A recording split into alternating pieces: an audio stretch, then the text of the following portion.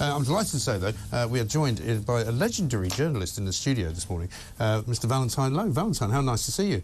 Very nice to see you. I've never been called legendary before. Well, there you are. Well, this is what happens when you come into the Independent Republic of Mike Graham. You've been doing this business a long time, though, and you do know an awful lot of people, and you've got a book out which was serialised and which was quite revelatory at the time.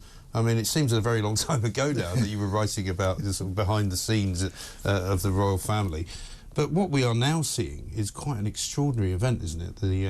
The unleashing yesterday of the three first parts of the six-part series. Bit dull, not particularly revelatory in sense of what they know. As Harry said in one of the trailers, you know, we know the truth. It was all a bit sort of self-congratulatory, wasn't it?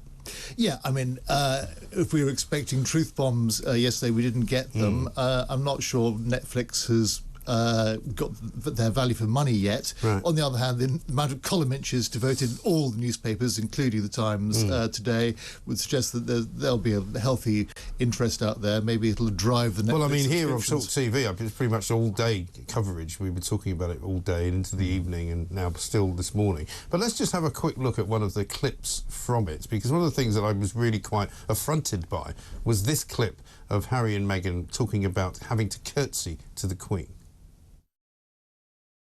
I remember in the car and driving up, and he said, "You know how to curtsy, right?"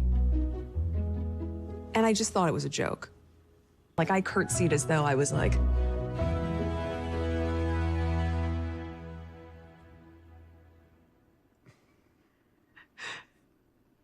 "Pleasure to meet you, Your Majesty." Like, was that okay? It was so intense. And so he doesn't look very impressed by that to me. He doesn't look too happy. And in fact, if Her Majesty the Queen was there watching them doing that, I think she would have been slightly perturbed that they were just making fun of her. Well, yes, I agree. Harry doesn't look too impressed. But on the other hand, let's not get too po-faced about this. I think even the royals... I'm quite po-faced about it, because this is our royal family. The Queen, I was saying this morning, it was only 3 months ago that there were thousands of people queuing up down the river to walk past a coffin that contained her remains. You know, that's how much the people of this country loved her, and I don't think they're going to take very kindly to that kind of thing. I think they'll take it in their stride. I think the royal family do have a sense of humour.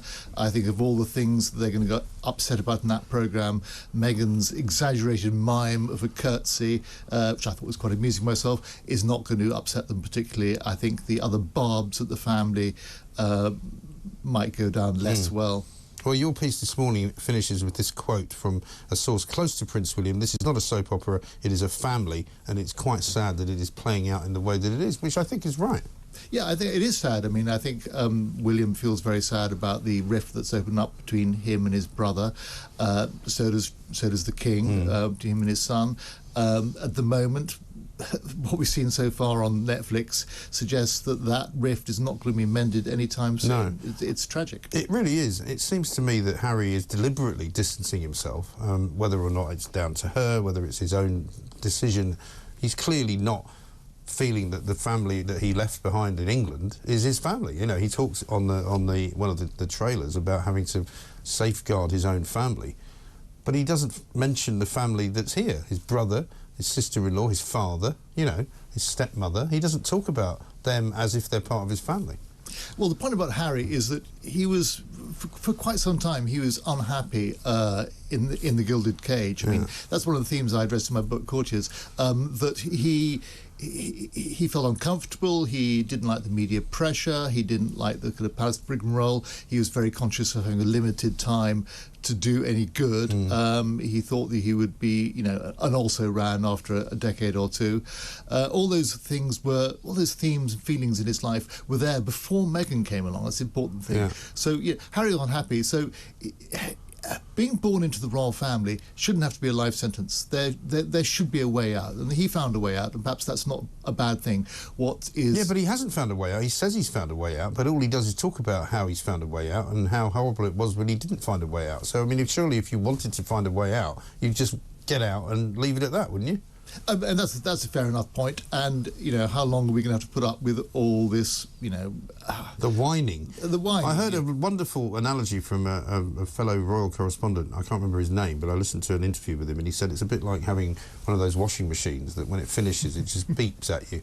And that's kind of what they're doing. They've finished whatever it was they were doing, but now they're just beeping endlessly. If you've got a sophisticated washing machine, the beep goes off eventually, and maybe this beep will go off eventually. Yes, let's hope so. What about his previous life, though? I was talking to my daughter who was visiting me yesterday, and she remembers back in whenever it was, probably 10 years ago, when he used to frequent quite a lot of nightclubs, and she used to go to a place called Mahiki's, which was off I think Piccadilly somewhere. And he was in there all the time, every single night. This was before he met Meghan. So, I mean, his life of hell, as you described it, has never been quite what other people would call hell. No, but hell is relative. And, when you and I in our youth, Mike, crawled out of nightclubs in the small hours, we didn't get besieged by the paparazzi. That is a form of hell. No. Well, it is, but it's also part of what you pay for when you sign in to the royal family. Because yeah, but he didn't sign in. Well, yeah, but let's not forget. He was born into it. Well, he was born into it. Yes, well, he may have done, but the point is that he was also subsidised by the taxpayer to a large extent. He was subsidised by the royal machine, if you like, and he's had a very privileged life. And his kind of claim now that he wants to live like everybody else, well, that's not ever going to happen. He now lives in a 16-bathroomed, 9-bedroom mansion in Montecito, California, the likes of which even you and I couldn't afford. No, that's true. Look, I mean, he's exchanged one gilded palace from another, and I think after the Netflix series, after the book, we'll have to see if they've got something positive to contribute. That's the key thing. I mean, people were pointing out to me yesterday, how does he feel he's protecting his own children, for example, by becoming even more famous, which is what he's now become? Because if he wanted to become obscure, he could go and live on some ranch somewhere in Idaho, and he wouldn't have to be ever bothered by the paparazzi again. But that's not what he's doing, because she cannot stay away from the fame, can she? Well, I think this question of protecting the family is an interesting one, because actually his family wasn't bothered really by the paparazzi. No. Meghan was not pursued. No.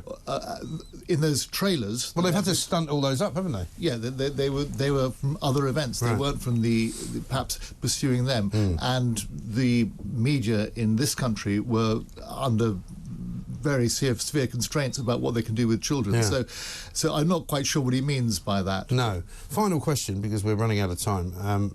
Prince William has said that he will respond to any errors that he finds in the documentary. Do you think that will happen in the coming week? We'll have to see. I'm not sure William has been quite so clear about that. But I think, if there's anything absolutely egregious, maybe the palace will say something. After all, it was William who said, in response to a shouted TV question, we are very much not a racist family. Yes. So he does want to protect the reputation of the royal family. And clearly they were not asked, or if they were, it was a rather bizarre form of request to comment on. Yeah, I'm not sure what happened there. I think it seems to be a communication failure. I'm not sure who emerges well and who emerges badly out of that, but they wouldn't have said anything anyway, so it's a slightly moot point. And shall we give your book a plug? Courtiers, The Hidden Power Behind the Crown. I think we have a copy of it coming up on the screen. There we are. Still available in all good bookshops. Absolutely. In time for Christmas. Yes. Why not, indeed? Exactly. Valentine Low, thank you very much indeed.